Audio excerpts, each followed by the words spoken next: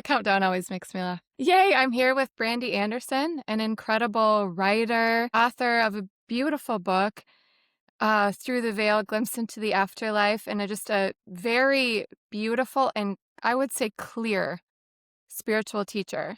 Everything that I get from your work and your writing has felt very clear. Just like, yep, that's it. Like, you must have a divine connection. And it's just, yep, there it is. Not fuzzy, taken over by things, if that Yeah. makes sense. Yeah. So I'm really delighted to have you here. Well, thank Thanks for you. being here. Thank you. Thank you so much. It's an honor to be here. Thank you for having me. I'd love to simply begin. And so we're like meeting for the first time Yeah. right here. Although it's funny when you read someone's work, I'm like, oh, I feel like I know you in so many ways. But so I'd love to simply begin with like who you are, what you're up to, anything from your mission in life to what you would love to do on a free afternoon. Yeah. Well, my name is Brandy Anderson. I live in a small town in Alabama with my husband and our little bulldog, Clementine.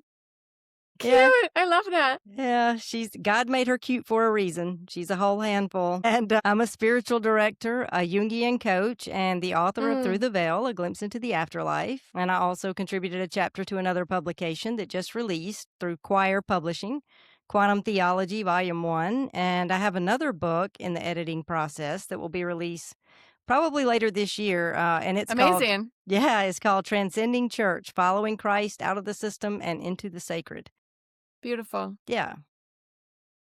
So that's a little about me. What do I Yeah. like to do on a free afternoon? I like to read. I'm a very boring person. Nothing too exciting. Read, maybe go to the bookstore, browse books while sipping coffee. That's my idea of a Oh, good time. I love it.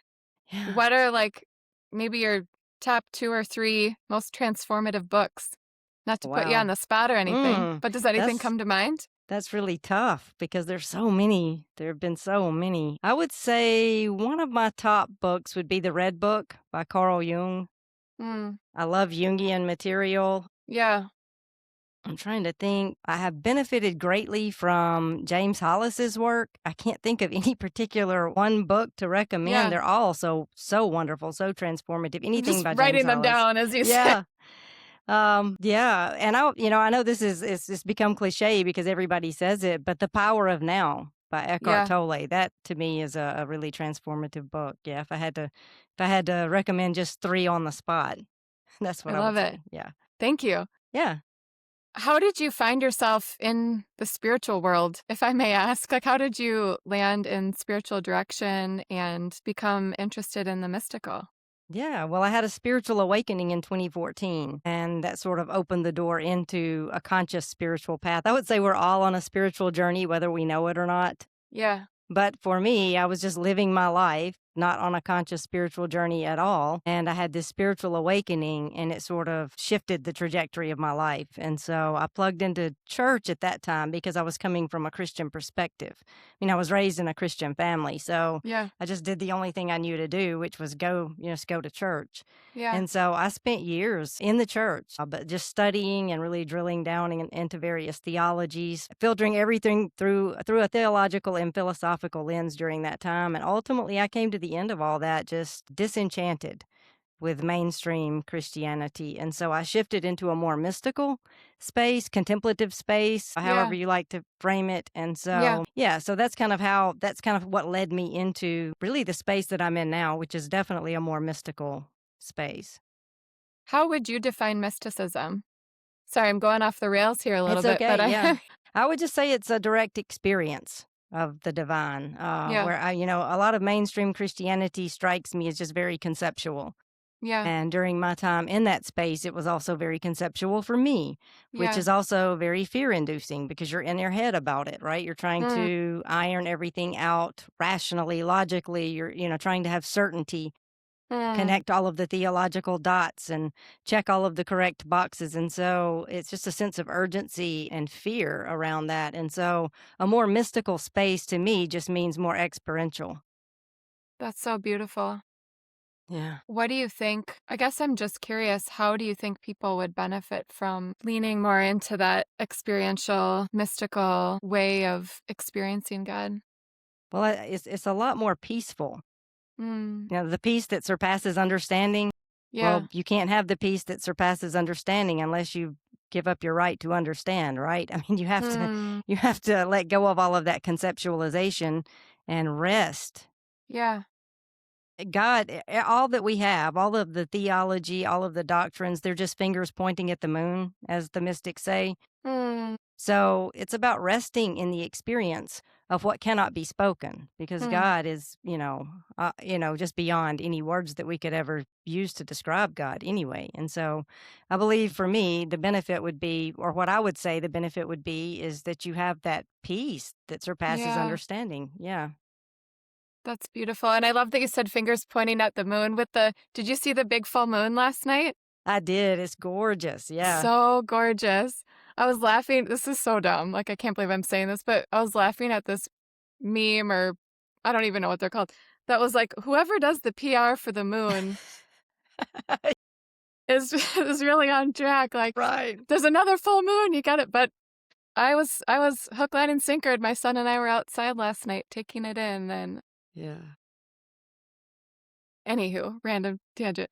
Yeah. Um, so, okay, I read most of your book while I was flying with my daughter on a trip, and it is so, so beautiful. And I know you said that it's been out almost 2 years now, and it's just so funny how life happens. And here I randomly found you and read your work, and I find it to be incredibly timely and beautiful. And again, it feels like an experience, and it feels like clear wisdom. I I I would love to know, like, how did your book come about? And when did that experience that you describe in the book take place in regards to, like, your experiential or pardon me, your 2014? Yeah, so, I had the spiritual awakening in 2014, and then, in 2021, my grandmother died, and I don't know if you're wanting to touch on this just yet, but, she found a way to push her way back into time and space and communicate with us by typing messages on electronic devices. So that was the catalyst for the book.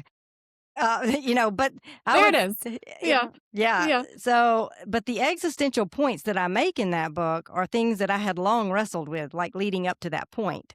Mm. So it wasn't like new Oh, revelation in the sense, I mean, it was kind of a culmination of events that yes. things culminated in that one experience, and then I was like, "Wow, I have to share this. Yeah. I have to at least get it off my chest in some capacity," because I felt it was just, I don't know. For me, it was so transformative. The things that she was able to validate, clarify, Yes. she Yes. connected a lot of theological dots. She didn't really tell me many things that I didn't already kind of know intuitively, if nothing else. Hmm. Yeah. So yeah, I would say that journey, the spiritual awakening just kind of sent me on that journey of seeking out ultimate truth. And then I spent those years in the church wrestling with existential questions. And ultimately I just came out the other side disenchanted with all of that. So by the time my grandmother crossed, I'd already shifted into a more, mystical Yeah. space. Yeah. So, but that experience with my grandmother pushing her way back through the veil, Yeah. that is what brought things into sharp focus for me with searing existential clarity. So can I first ask, like, what were your biggest like yearnings that you feel your and then I have so many questions about your it's Yeah. Mildred, right? Yes, Your her name is grandmother? Mildred. Yes. Yeah. About how that happened. But what what was your heart still like longing for when you had landed in that mystical space? Like your big questions. I guess at that time, I really was resting a lot in the peace Hmm. of, I mean, Okay. I just really Yeah. had learned to rest in the mystery of some things. So I really wasn't Yeah. wrestling anymore. I had all of Okay. that had ceased. Yeah. Of course, I didn't have all of I don't think we'll ever have all of the answers. Yeah. But I no longer felt like if I don't figure these things out, there's mortal danger, Yeah. Yeah. existential threat of not Yeah. having it all resolved. I was able to just live with those loose ends a little bit. And so Yeah. I had questions. I'm full of questions. So don't get me wrong. I had plenty Yeah. that I wanted to inquire about, but nothing that was just really, keeping me awake at night anymore. Okay. Yeah. And So what exactly happened with like, how would you describe what happened with your grandma Yeah. pushing through back through the veil? What's Yes. going on there? Yeah. So when she came to the end of her physical life, she was 95. So she had lived a long life by anyone's measures. And she had spent her entire life in church, plugged in, Sunday school, church every Sunday, reading through the Bible, all of the things that Christians do. But then when she came to the end of her physical life, she had broken her hip, and so the year leading up to her crossing, she had been bedridden. And so she knew that she was declining, and she also had some heart problems. So she had precious little assurance in her crossing, though, because she was afraid to die. And she had communicated that multiple times to family members that she had fear around crossing. Yeah. So at the time of her crossing, what I have learned now, what I have since learned, is that at the time of her crossing, she really put up a fight. She didn't want to cross. She was really Hmm. struggling to stay with us. Okay. And so let me back up and say this. When we near the end of our physical lives, if it's a gradual decline, the veil between the spiritual and the physical becomes thinner as we Okay. get closer to crossing. And Okay. this is why you hear of people on hospice, often seeing people who aren't in the room, people who have already crossed. They have Yes. communications, they'll be Yes. talking to loved ones that, Right. that aren't physically there. So the veil it thins as we near the end. And then at the time of our crossing, the veil that's already thin opens entirely. And then we shift from the physical into the spiritual, and then it closes behind us. So it's usually just an instantaneous phenomenon. It's, Yeah. it's something that just happens very quickly. But my Yeah. grandmother was resisting. She was really struggling to remain. And so her portal didn't close. She sort of got stuck in the middle, so to Okay. speak. Yeah. She was only stuck briefly, though. And then at that point, she had crossed, but there was an open portal. It didn't close. So she had this opening that allowed her to be able to access and manipulate the physical realm in ways that Yes. she would not have been able to without that open portal. Yes. So maybe, I don't know, maybe a month and a half after she crossed, the first thing happened. I don't live in that house, so I wasn't present for this, but I heard about it immediately. I got the call from the 3 people who were living in the house. They had me on speaker and they were crying, they were talking over one another, they were standing outside afraid to go back inside. They said the television had popped on by itself, navigated to the search. It's a Roku smart TV, so it went to the little search bar, and the Mm-hmm. word hello appeared in the search bar, and they all ran shrieking out of the house in fright.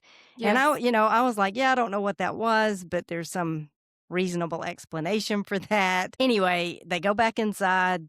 The TV it turned off as soon as they were afraid. The TV just shut off. Hmm. And then, like the next day, it happened again. But this time, instead of the word hello, the word love appeared in the search. So she's trying to come in Yes. love. Yes. Still, they were having none of it. Yeah. They ran out of the house, Yeah. Yeah. shrieking in fright, called me again. I think my aunt called the priest from hospice. I mean, they were shook by the activity. Yes. And I was like, somebody is hacking this television, playing a prank. They're having fun with you guys.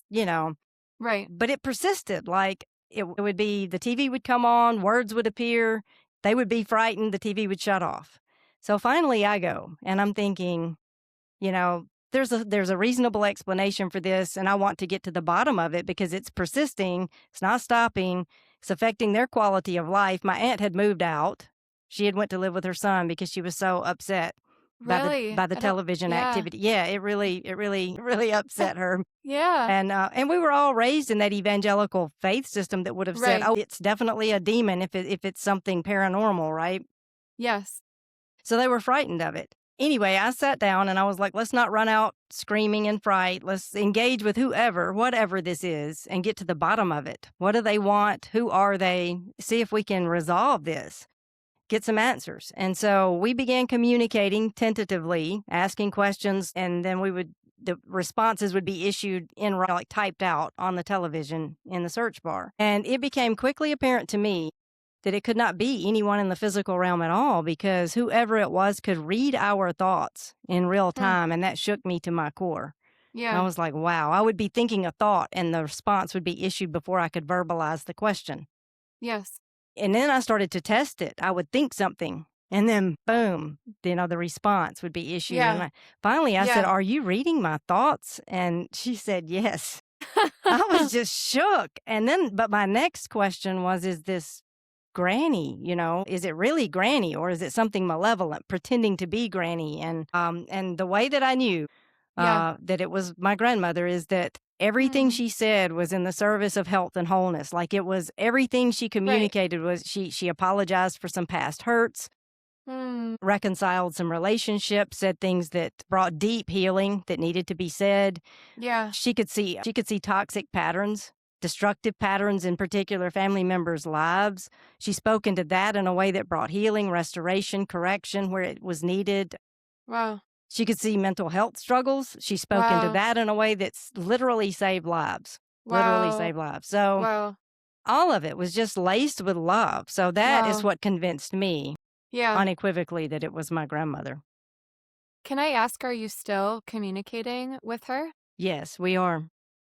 in that same way? Yes, and she can use any electronic device to communicate. So the TV was her first, method of getting our So I'm like, how attention. how many letters does the search bar allow? Right, and see, then she will have to, like, type and then stop and then type some more because, the search bar is only so long, but, she can also print on printers. We have full-on pages, you You know do? yeah, like, paragraphs on paper because she can print on a regular printer that you would hook to a computer, but also we've Hmm. invested in these little thermal heat printers. They're small, it's like receipt paper.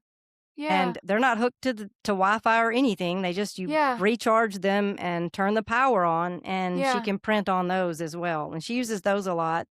Wow. Basically, if she wants to say more than a few words, she would probably Yeah. use the printer. Yeah. So her portal is still open. Yes.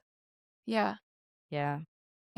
But she is also, well, that just begs the definition of heaven, but I have so many questions. So I've been wrestling with how to phrase this because as someone that's like, I mean, I read your book and it's, like I said, peace and the wisdom. And like you said, her messages were of wholeness and restoration and healing. And also, I grew up in, a Lutheran church where I would have a similar initial response of like fear or this must be demonic or something. But so, small tangent to say, like, is it a couple years ago now? I started watching a little bit of Tyler Henry. Have Oh, you yeah. watched his work? I love Tyler. Yeah. And I felt like after watching it, I'm like, oh, wait, everything he says brings peace. Right.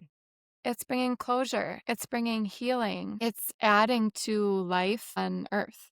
Right. And so, all that to say, I just like, is there anything more you want to say about if someone has like a fear or a pushback, Yeah. internal pushback to that Right. kind of messaging or communication? Yeah, is there anything else you Yeah. want to say about that? Sure. Well, I would just say Jesus said you will know them by their fruit. Yeah, And so, if the fruit is consistently laced in love, yeah, it brings healing, reconciliation. It's not fear-based or anything like that, then, I mean, that's yes. kind of how you can tell. In fact, I would venture to say that a lot of the theology that is fear-based is, the fruit of that has caused people to literally take their lives, some of the theology in churches. Yeah. And so the communications from my grandmother are the antithesis of that. Oh, Rather than causing people to want to take their own wow. lives or to Yes. feeling like they don't belong. My grandmother, everything she said was to save life, to, Wow. bring life, to help people to Wow. live their highest life. Wow.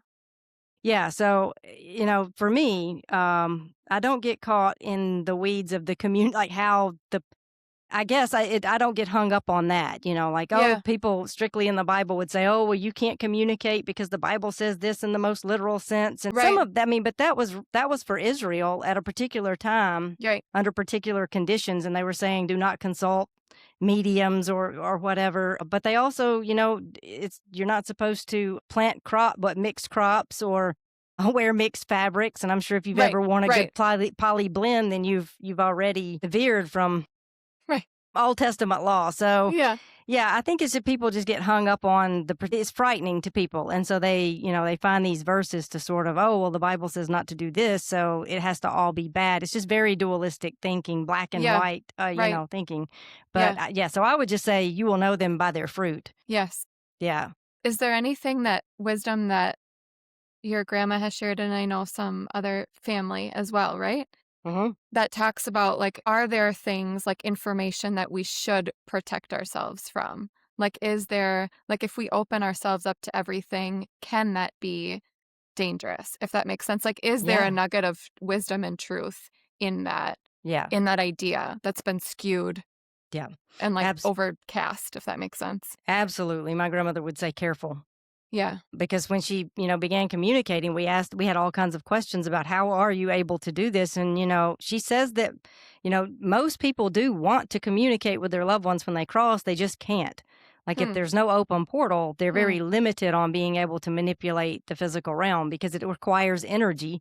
And if there's no portal, it takes a lot more energy to Interesting. like to move an object or to type a word or Yeah. but she says that a lot of times people are communicating, but it's just missed because it's Yeah. subtle, like subtle synchronistic type Yes. endeavors. But she does tell us, yes, issued caution to be careful. We've asked her about like Ouija boards, things like that. And she says, Yeah. never. She tells us Really. never, never Yes. play Yeah. with those Yeah. because basically you would be taking a blind stab into the spirit realm. And see, my Right. grandmother, her portal is hers. It was Yes. created in her crossing. She stays at it and she guards it. If she were to move on away from it, she would close it because it would be Wow. dangerous to just have an open door where any Yes. entity or Yes. any being could just come through. Yeah. Brandy, I think that is, like, so huge. Like, that Yeah. is so, so huge and important.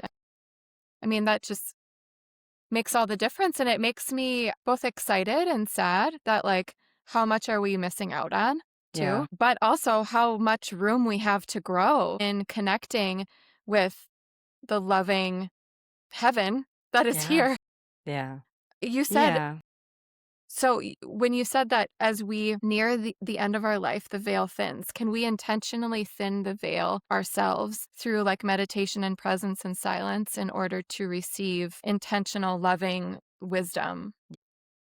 Yeah. Yes. I mean, Yeah. meditation practice would be a way to do that. Yeah. And I would say, and I definitely wouldn't recommend doing this, but like a Ouija board would open a portal. And that's the thing. There are various spiritual practices that people engage in that, Yeah. thin the veil or open portals. And I would just say that's why my grandmother issues caution and says, Yeah. careful, Yeah. because it can be dangerous. I mean, Yeah. obviously not meditation, but, Yeah. to be trying to attempt to Yeah. How do we conjure do that or, in like a Jesus, like right. a Christ aligned way? And I Yeah. wanna also say this, that my family and I never have attempted to contact the other side, so we weren't people who were taking part in activities to try to communicate with the dead. Right. Right. Or, Yeah. in Yeah. fact, Yeah. it frightened my family to their Right. core, Yeah. and, Right. we would've been Right. something we would've been afraid to ever mess with, so, my grandmother, she came to us. We weren't trying Yes. to draw her in any way. Yeah. She was persistent. She's like, "Hey, Yes. listen to me," Yeah. and we finally did, but and it's Mm. been a huge blessing. But we were Yes. afraid of it at first, for Yeah. sure. I have so many questions, but how I would to honor your grandmother, Mildred, what do you think is the biggest thing that she would love for people to take away from her wisdom and her teaching? Hmm. Well, I guess that death is an illusion. We don't really Mm, die. It's just, energy cannot be destroyed. It can only be transformed. mm, So, yeah. And also, though, that living our highest life path now is very important. That was a mm. point that she kept reiterating to my Wow. family in particular is that, like sitting on a church pew, waiting to be raptured away or whisked away to heaven when you die is not Yeah. it. That's missing the boat. Yeah. It's very important to live a life of authenticity and integrated Mm, integrity now. And so mm. she has really brought that into sharp focus. That's probably the single most important Oh, thing that she conveyed to me personally. wow. Yeah. Wow. How can we do that more? Yeah, it's just, well, Carl Jung outlines it best probably in his work, but it's the path of individuation. It's just to Mm. stop projecting our inner junk onto others and to bring Yes. light into the shadow areas within ourselves, to face Wow. our own inner junk. I think it's James Hollis who said the task of life is to look unflinchingly at ourselves. That's it. It's to have self Yes. awareness and, Yes. yeah, and Yes. equanimity as we Yes. engage the world. Yeah. That's beautiful. Yeah, that's my I think that that was and still continues to be my greatest awakening is seeing my reflection everywhere. Not in like a hopefully that doesn't sound too narcissistic, Mm. but, all judgment, all perception, turning that inward and doing my best to shift it internally. Changes everything. Yeah. It's Uh, judgment. That's the issue really is judgment. Is our judgment of ourselves first, yes. and then we project it out onto others. And so Yes. that's and really and even when we cross, that's why, I guess I should say also that my grandmother has talked about a fire that we all pass through on the other side. Yes, that was so incredible. Yeah. Yeah, Yeah. what did she say about that again? And what is restorative? It's intended it's a refining fire. So it's Yeah. intended to burn away anything that interferes with love. Oh, Ultimately we face this fire, we bring our junk into it. And that's why I think a lot of times in mm. various spiritual traditions, death is often associated with judgment. But the judgment is ours. There's no external judge, right? Wow. Oh, So it's any yeah. judgment that we're still clinging to when we cross, Yes. because Yes. whatever level of consciousness we have attained, that's what Yes. we take with us when we Mm. cross. And so the fire is just burning away all of that illusion, all of that falsehood. And so if we've already done that, then the fire won't be so bad, right? We'll just breeze right through it because the fire really is just the full clarity, full light of God. Wow. So, yeah, so it's about dropping the illusions now. I think as the mystics say, if you die before you die, then you won't have to Yes. die when you die. Yes. That's I it just wrote exactly. that down before Yeah, from your book. yeah, Yeah, just before we got on too. yeah, Yes. Yeah, how can we die before we die more? Do you think it's something we like are we yeah. participating in? Is it grace? Both colliding? Yeah, I think it's both. I think everything is grace. Everything is designed to awaken us, which is Mm. grace. All of life is just, and sometimes it's squeezing us. That's grace too. Even the painful things, maybe especially the painful things, because Mm. life is not going to let us not come into our highest life path. Like Mm. it's just baked into it. But, we have freedom in how we kind of navigate that. And we can resist it. Of course, if we resist it, then, we create more suffering for ourselves and others. But Yeah. I've asked my grandmother this question so many times and in so many ways. The same question, like, how do we obtain salvation? How do we experience enlightenment? How do we Yeah. come into alignment? How do we Yeah. get saved? How do we individuate? How do we become integrated? I've worded it every way you can imagine. And every time the answer is let go. Wow. Yeah. So just let go. That's what she would say. I'm not familiar with individuate. How would you describe that? Yeah, that's a Jungian term, Carl Yeah. Jung's. Yeah, so it's to integrate all the shadow and the light, the Okay. conscious and the Yeah. unconscious. So all of these different aspects of ourselves, we bring them into harmony with one another. So it's Hmm. not about eliminating a shadow or eliminating ego traits. It's about integrating everything so that Hmm. we're living in a balanced way. Hmm. It's, like holding the tension of opposites, standing Hmm. in the middle and choosing a response rather than reacting. Hmm. Yeah. Seeing ourselves with clarity as we Hmm. really are, and then therefore seeing others as they really are without our own projections cast upon them. Wow. I think Yes. we just had a conversation on the Heretic Happy Hour about that, about the projections and how Yeah. Jesus said, why do you notice the speck in your own eye, but you Yes. don't know? Yeah. So Yeah. that's the same thing. It's the Yes. Yep. projection. It's what we've denied in ourselves. Yeah. Yes. Yes. Okay, so you mentioned like going through the fire. Where does reincarnation come into play with that? The way you write about the possibility of reincarnation or that it happens is Yeah. really, really beautiful and really profound. And something like just in the last few years, I'm like, oh, wait, that sounds a lot like grace. You know, Yeah. like, why did that always sound so wrong to me? Yeah. Um, yeah, yeah. How does that come into play with, like, if you've already gone through the refining fire, why would you reincarnate? Does Yeah, that make so sense? it does. Basically, when we incarnate, it's like a constriction of awareness. We come into this incarnation, we get zoomed in, hyper fixated in the physical realm, and then we're here to learn our lessons, but we have an amnesia as we navigate this world. Yeah. We're Yeah. disassociated. Really, it's a Yeah. disassociation. Yeah. And if we become disassociated enough, then that's when the mental disorders kind of take root or extreme evil even. But we're disassociated to a Huh. certain degree as we navigate Wait, sorry, why is that? Why do they take root complete. there? Well, complete disassociation would be like, a split in Sure, sure. personality. Yeah, Yes, yeah. yeah, yeah. So the more disassociated, the more trouble we have in this Okay. incarnation, basically. Yeah. And then when we leave this physical realm, there's the expansion of awareness. So we go Yeah. from that constricted awareness to an expansion of awareness. We see Yeah. with a zoomed out lens. We get, see with clarity. And so it's the end of disassociation, basically. Mm. And the point is to integrate our lessons in between incarnations. So we basically incarnate, Okay. have these experiences, and then when we leave this incarnation, we can integrate what we've learned, go through the fire, do our inner work, individuation, learn our lessons, and if there is something else that we feel that we need to still learn, another lesson that we need to learn, then we can choose to come back and have another turn and take another, and learn.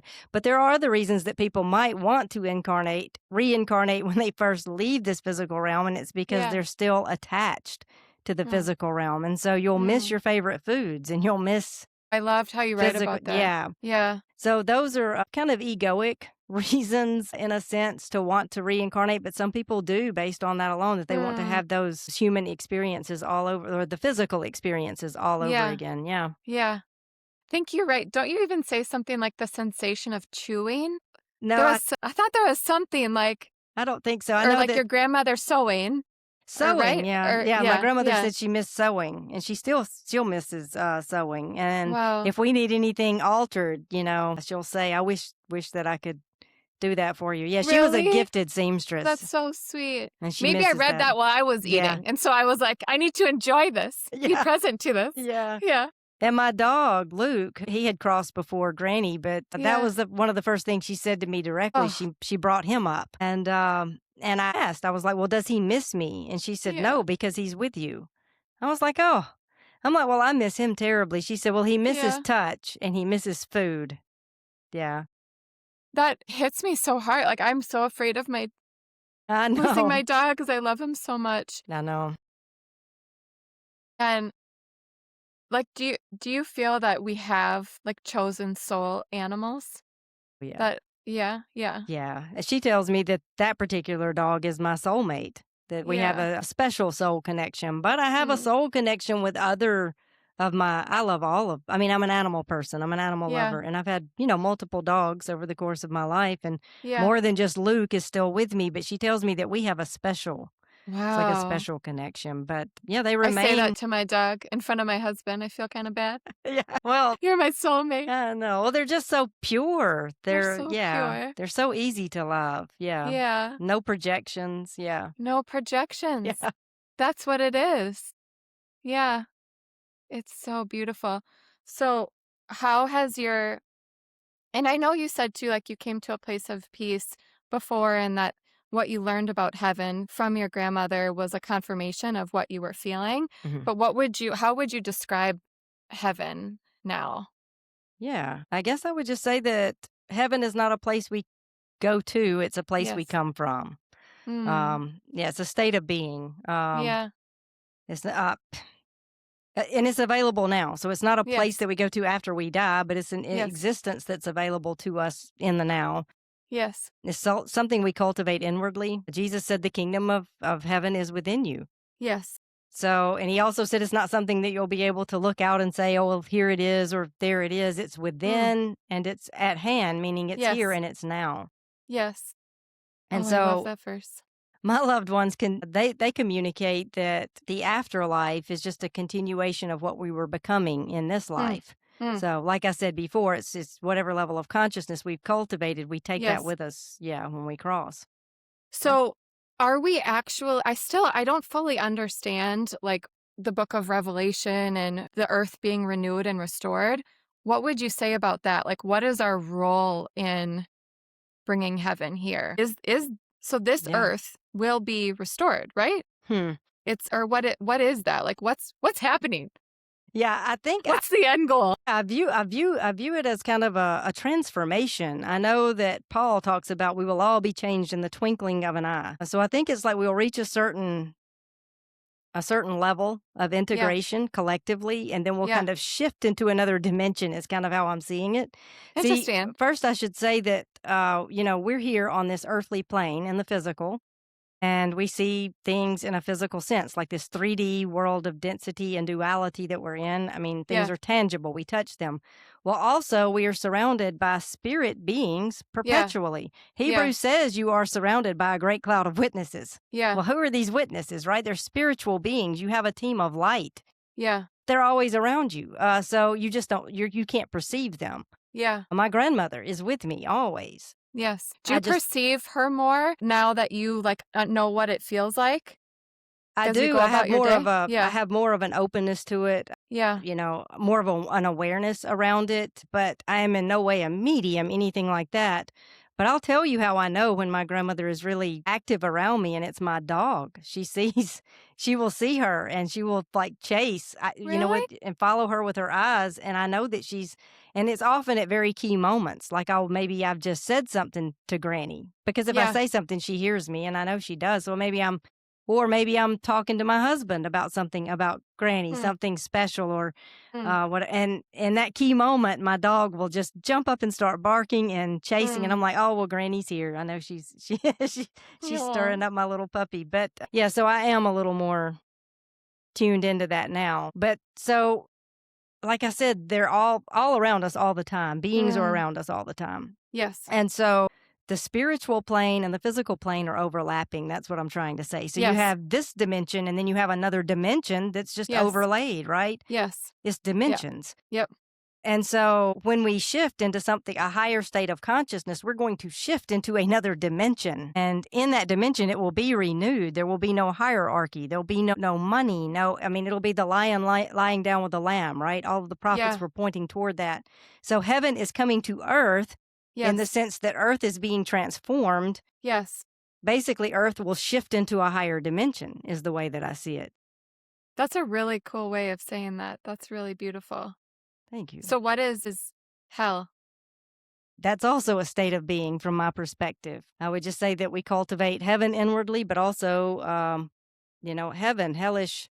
hellish thought processes keep us trapped in. It's really the judgment, right? Yeah. Judgment. That's what hell Yeah. is. Yeah. Yeah. Met somebody yesterday and we just got to talking and he said, hell is when you focus on matter and Mm, material. yeah. When you focus too much on material, it's so dense, it weighs you down. Yeah. And I just looked at Yeah. him, I was like, where did you come from? Are Yeah. you man? Um, I thought that Yeah. was really beautiful. It is. I would just Yeah. say it's the inner fragmentation. That's what hell is. It's disassociation, which is to say Yeah. what he was saying, to become too zoomed in to the physical realm, really. Yeah. Yeah. So then may I ask, what does the cross mean to you Hmm. and Jesus dying on the cross Yeah. and resurrection? How does that play into all of this? Yeah. So, well, I would say that from my perspective, the purpose of Jesus's ministry was to reveal the true nature of God and of humanity at the same time. And he consistently, moved people out of that fear-based religion, like into a direct experience of divine intimacy, like Yeah. what he called the kingdom of God within. He embodied a consciousness rooted in union rather than separation. His teaching wasn't about moral rule keeping, like it was about awakening, Yeah. remembering our deepest identity is already held in God. Yeah. So for me, the cross shows what happens when unconditional love enters systems built on fear, power, and control. Wow. Like it exposes both the human violence and that divine nonviolence. Wow. Jesus doesn't return harm with harm. He remains aligned with love even in suffering. So rather than a Wow. transaction satisfying the wrath of God, I understand the cross as a revelation, Like, this is what God is like in the face of human cruelty, and this is what Wow. love looks like when it Wow. refuses to abandon us. So, Wow. in that sense, what Jesus came to teach is that the divine and the human are not separate, and that we're invited to live from that same unitive consciousness. Jesus said, "Follow me." He never said, "Worship me." Yeah. He intended that we would live from that same center of consciousness. But I also must say that I do believe that I think a lot of people in spiritual, they'll leave evangelical Christianity, they'll deconstruct, and they'll get on the other side and say, Jesus is, showing us a way to reach enlightenment. Giving us the example of on how we should live, but then that's it. That really just the cross is just a perspective shift, Right. like something metaphorical, Right. really.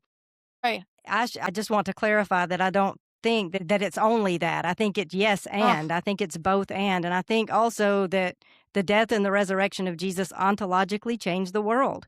So yes. for me, it's not just a perspective shift in the mind of the collective. Like I would say that this 3D world of form is a kind of prison. We're stuck here cycling through these reincarnations, and we Yeah. were unable to ascend into higher dimensions of existence.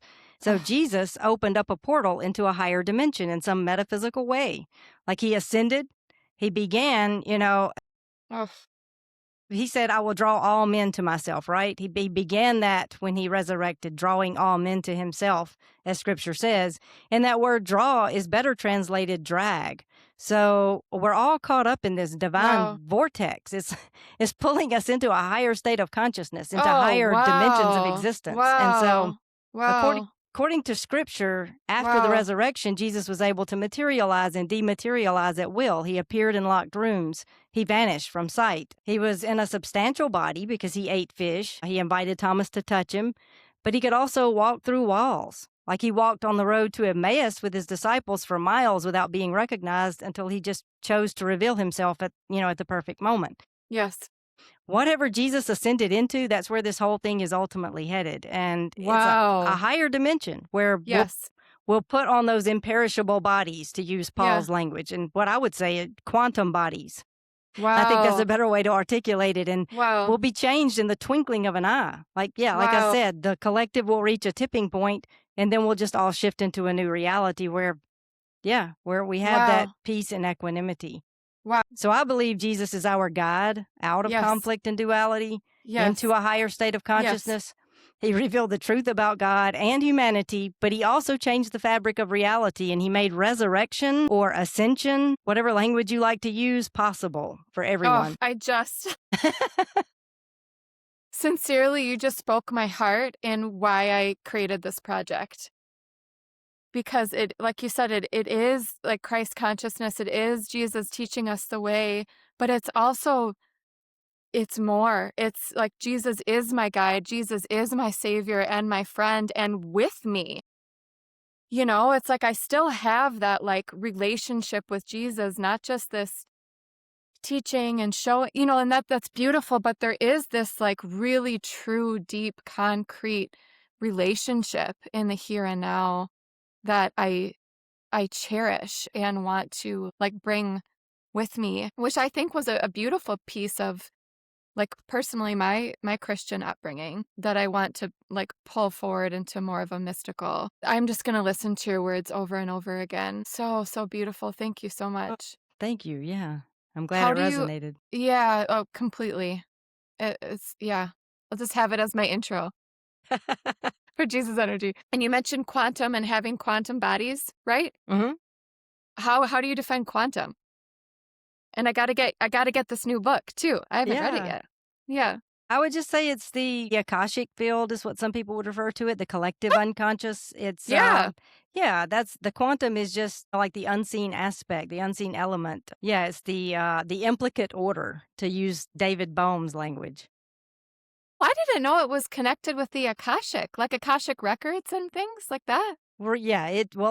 That's just one way of kind of articulating it in one field of, belief, one faith system or Yeah. whatever. But yeah, I think it's all pointing to the same reality, right?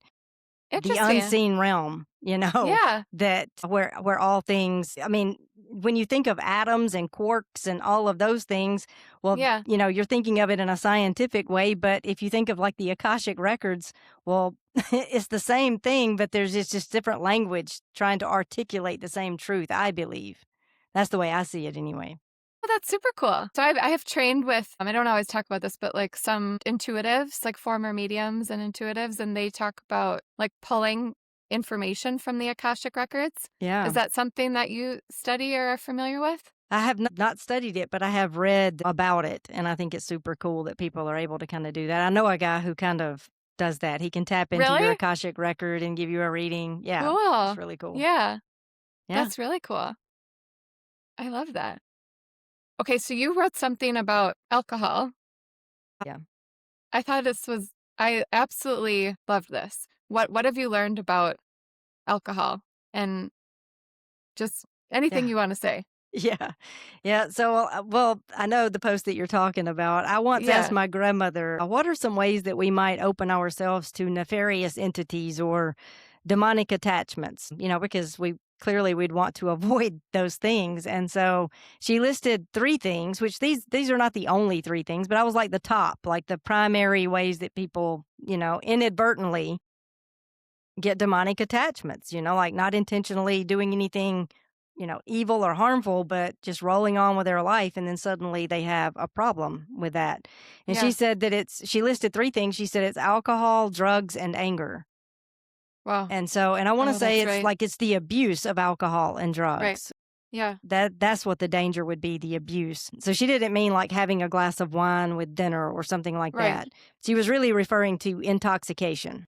Right. But she explained that both anger and intoxication solidify the ego and they drop us Mm. into a lower frequency Yes. and a negative kind of energy that attracts negative polarity entities. And the Wow. way I understand it is that, we often want to have a drink to relax, like to take the edge off because we want inner peace, essentially. Yeah. And most people are trapped in thought, which is a form of unconsciousness. So it keeps people from experiencing peace. And then Mm. alcohol drops people below the level of thought and it offers an artificial peace. And that's Mm. why it's appealing because it does bring a sense of relaxation and peace when you Yeah. initially drink it. Yeah. But genuine peace is not found by dropping below thought, Yeah. becoming unconscious or more unconscious. It's about rising above thought, transcending it. It's about Mm. becoming conscious, not Yeah. unconscious. So, Yes.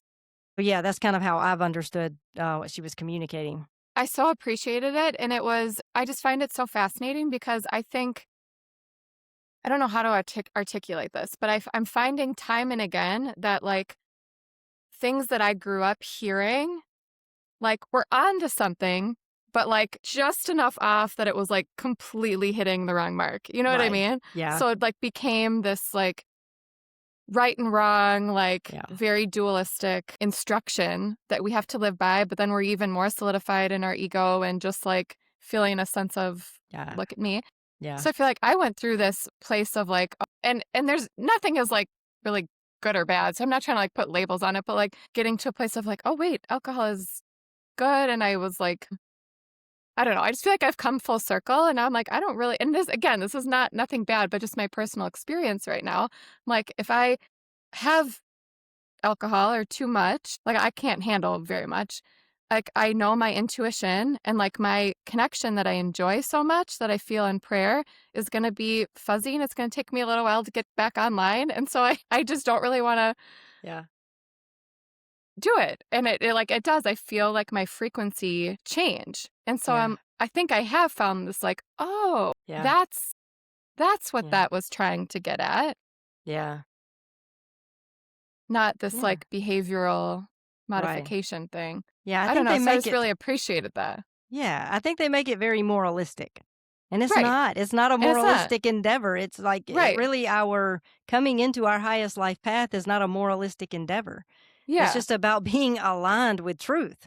Yeah. And from that, our morality just sort of flows out of that. So, but when you're like, yeah, that's bad and that's good and this is bad and you can't do this. And when you divide things up into labels and categories, all of that is just it's counterintuitive. It actually perpetuates Yeah, the issue. It makes you somebody tells you you can't do something, it makes you want to do something. It makes you kind of want to be defiant and push against. You feel very for sure. My yeah, entire teens and 20s. right. Yeah. So that's I mean, Yeah, so yeah. it's not about Well, you actually, know I it's became a mom in my 20s, yeah. but So it's not about, teens. oh, it's bad, don't do that. It's Right. it's about, what is going to serve me and bringing me into my highest life path, aligning me with truth in every moment. And so Yeah. it's a whole different energy in that. Yeah. Yeah. I think I still do just want to ask, like, I'm trying to decide, do I go there of like, why do bad things happen to good people? I don't know. And at one point, my kid just asked that recently for a homework assignment. Yeah. And I can feel it now. I can feel the peace in like life happening for us. But I went through about a decade of like really wrestling and really struggling with that and really mad at God at the pain in the world and the suffering. And if you have any way of articulating Yeah. that, Yeah. I'd be grateful. I think that Yeah. is a good question, and I think it's something that most people do wrestle with. In fact, that particular question has caused a lot of people to become atheists. Right. Why do bad things happen to good people? There's an actual book. Actually, this is a pretty good book with that title. When bad things happen to good people, I think is the name of it. But anyway, I would just say that because life is not a moral scoreboard. Like that's why, bad things happen to good people. Like goodness Mm. doesn't grant immunity from having unfavorable experiences. Hmm. Jesus said it. He said, "The rain falls on the righteous and the wicked. The sun shines on both the good and bad." Hmm. Mm-hmm. So we live in an unpredictable world, and the collective momentum impacts us all individually. And so if the collective is by and large misaligned and perpetuating evil, whether intentionally or just ignorantly, Yeah. we are bound to get hit with some shrapnel. Yeah. And even good people, I mean, if you want to say good, are often misaligned in some ways. Like we're operating out of inner complexes. We're caught in our own conditioning. We're reacting rather than responding in ways that we're Yeah. not even aware of. That's what the Yeah. shadow is. It's unconscious. Yeah. We're not even aware that we're caught in the grip of these compulsions. Yes. So we are acting often it's just out of ignorance. We had the best of intentions. We're doing the best we can from our own level of consciousness, but we're misaligned. And Yeah. so we're perpetuating evil too on some level. Yeah. So it's not really helpful to say why do good people suffer? I mean, good and evil are just 2 points on one Hmm. continuum. Mm-hmm. We all contain the potential for both good and evil, and most Yeah. people are like I said, they're doing what they truly believe is best from their level of consciousness. Right. But suffering is not only destruction, it can also be revelation. And I think suffering can be the greatest catalyst into a higher state of consciousness, Hmm. actually. So for me, the deeper mystery is not why pain exists, but it's how goodness keeps appearing anyway. Like, isn't it Whoa. truly amazing that goodness Hmm. exists at all? Like in the Hmm. midst of mass carnage, in the midst Yeah. of unbearable loss, unspeakable evil, something in us just refuses to collapse into cruelty, like goodness persists. So Wow. that's kind of how That's I've, so beautiful. yeah, That makes me think again how you said Jesus about like dragging us, yeah, right? yeah, And that made me think of how your grandma said, just let go. yes, Like, I just want to let go and be dragged by Jesus into yes. my quantum body, the higher dimension. And something else she said to me, I forget, I was struggling with something. I was worried about something. I had a worry. And I was at her house, but I had not communicated my worry to anyone. So it was one of those, internal Wow. churnings, but I hadn't said anything about it to anyone. Yeah. And I'm just there in my own inner hellscape. You know how when you have something bothering you. Right. Yeah. And then the TV popped on and it went to search and my grandmother typed my name, Brandy, and I said, "Yeah." And she said, "Do not fret. All is guiding all." Yeah, and it just gave me instant peace. She didn't Wow. solve my problem. She didn't tell me things are going to work out just the way that I wanted them to or here's the answer to that question and she just said all is guiding all and truly that's what it is. All is guiding all. We need Hmm. not worry. Even the unfavorable things, everything's impermanent. So if you're going Hmm. through a hard time, take heart. It's impermanence is the way of life. Things ebb and flow. And Hmm. I think it was John Lennon that said, everything will be okay in the end. So if it's not okay, it's not the end. Yeah. Yeah. That's so beautiful. Thank you. Thank you. Thank you for your work. And you speak with such eloquence. Thank you. Yeah, and you write that way as well, and I'm really excited to read your new book. I hope we can talk about that one too. Yeah, I would And I love have to to. go get the quantum book too. Yeah, Yeah, could we close with some rapid fire questions? If sure, you'd be okay with absolutely. that? Yeah. So, when do you remember or notice the presence of God from within your physical body? Probably most when I'm fully present in the moment, like not Yeah, lost in thought, just present and engaged with whatever is arising in real time.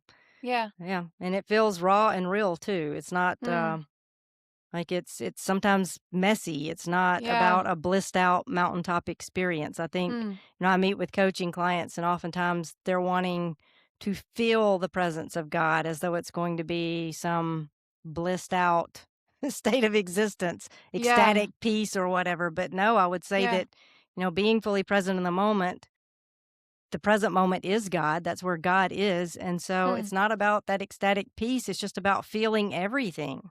wow. Yeah, in real time. Wow, it is raw. Wow, that's beautiful. How about the presence of Jesus? Is that the same, different for you? Yeah, I would just distinguish between Jesus, the historical person, and Christ, the deeper reality that he embodied. So for me, Christ refers to the cosmic logos, which is the generative animating presence of God that underlies and sustains everything. So it's the divine life in which all things participate and through which all things are drawn back into awareness of their Oh, unity with God. That's the way I would understand it. So Jesus. it's like rattle these things off, like blows my mind. It's so beautiful. Yeah. So for me, Jesus, is the Oh, human life that, yeah. So the reality that became visible in embodied history. So he reveals what mm, that consciousness looks like. So I distinguish between those two. So for me, it's that same presence that Jesus lived from and revealed is in my understanding available everywhere and to everyone. thank you, thank Um, you, thank you. What does faith mean to you? Trust. Yeah. Faith to me is just trusting that all things are working for my good. All is Yeah, guiding all. all is guiding all. Yeah. How do you hear from God? And what, may I ask, are you hearing right now? Yeah. Well, I believe that God speaks through the unconscious, intuitive channels, the Mm, still small voice that Elijah heard, which is really just yes, silence if you yes. translate that out properly. Oh, So it's the insight that just drops onto the screen of perception, like a download out wow, of the ether. That's to me the voice of God, and so it's the inner knowing, right, that transcends logic and rationality. wow. God speaks through synchronicity, Yes, dreams. And for yes, me, dreams are huge. God is always speaking, but we're usually just lost in thought and distracted and we miss it. But yeah. for me, I've benefited most from dream work because Have as you? yeah, that's Cool. to me, yeah. I believe that all dreams come in the service of health and wholeness. Jeremy Taylor said that, and it's absolutely Hmm. true. And nothing is more Hmm. honest than a dream. So, and when we sleep, Wow. the ego gets out of the way, and our higher Yeah. self engages in the quantum realm in ways that offer insight and guidance for our individuation process. So, if you can learn to engage with dreams, Cool. then they're kind of showing you where your growing edge is. So, for Hmm. me, it's dreams. Is there one thing that's really stuck with you about dreams that's been like helpful in discerning their meaning? Hmm. I mean, I know Well, there's so many things, but like a yeah. favorite?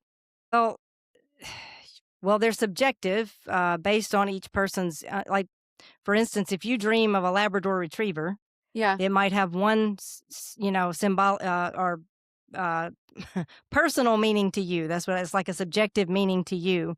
And if someone else dreams of a Labrador Retriever, they may have a different meaning. Like one person may have been bitten as a child by a Labrador Retriever, and so they're afraid of Labradors. Somebody else might love them and think they're the most benevolent creatures on earth. So it can be subjective. So it's hard to say this always means that. It doesn't. Dream dictionaries are helpful, but really, you have to kind of just engage with the dream.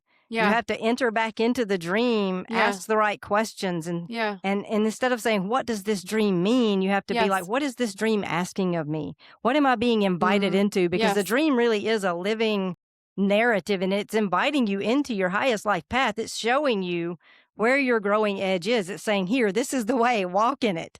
Yes. But we often think dreams are nonsensical because, they're symbolic. They don't speak, the language of the rational mind. So, yeah, so it's kind of a dance. I would say. That's exactly how I feel about, like, visions or things that come in Yeah. prayer, is that, like, engaging with it and Yes. working with it. Yeah. Wow. I love to end every episode with a invitation to healing, whether that be, like, a physical practice or a simple mindset shift, and, of course, you've offered countless ones, but is there anything you'd like to leave us with for the days ahead? Yeah, I guess I would just invite people into a small shift of attention.